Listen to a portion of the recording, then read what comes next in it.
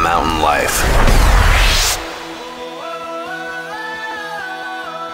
I'm speaking with John French. He's the race director for the Squamish Triathlon. It is on Sunday, July 7th, and new this year, they've added a sprint distance. So, John, why did you decide to add it? It's really all about making it more accessible to more people. We heard in our feedback from the people who have done the event and those who wish they could have done the event that if there was a shorter option, they'd go for it. So we're offering it. So can you tell me about the route? Is it going to be very similar to the Olympic distance? It's exactly half the distance. So the 750-meter swim gets cut in half, and then the cycling is about 20 kilometers, and the run, instead of being 10 kilometers, is 5 very manageable kilometers. If we could talk about the Olympic distance again, this is a good opportunity to train for Ironman, isn't it? Yeah, I'm so glad you brought that up.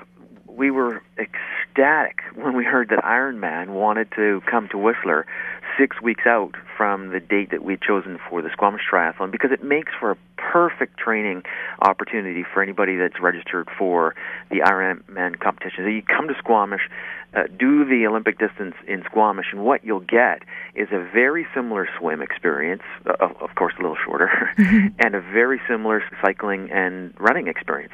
So we just think that there's a real opportunity for Ironman competitors to get a real feel for what's next in 6 weeks. And if people aren't familiar with the course and the route in Squamish, can you summarize it up for us? Sure. Everything starts at Don Ross Secondary School, where all the logistics get taken care of, getting your bib and your timing chip and all that stuff. And then the competitors make their way up to Alice Lake, and that's where the swim takes place. Amazing scenery up there and just a great setting for the swim. And then out of the lake onto their bikes and ride down from the lake across Highway 99, and then for the Olympic distance, a 4-lap route around Don Ross Secondary School.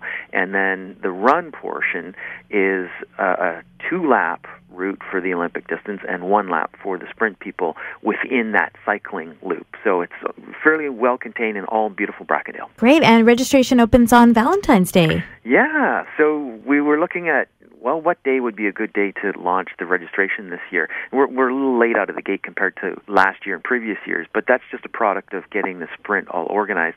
And we thought, what a great way to say to your loved one, I love you truly. Here, do the triathlon. Awesome. Is there anything else you wanted to add?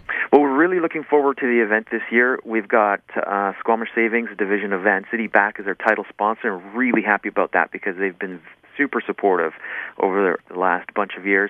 And we're currently in discussions with all of our other potential sponsors to get the whole sponsorship thing taken care of.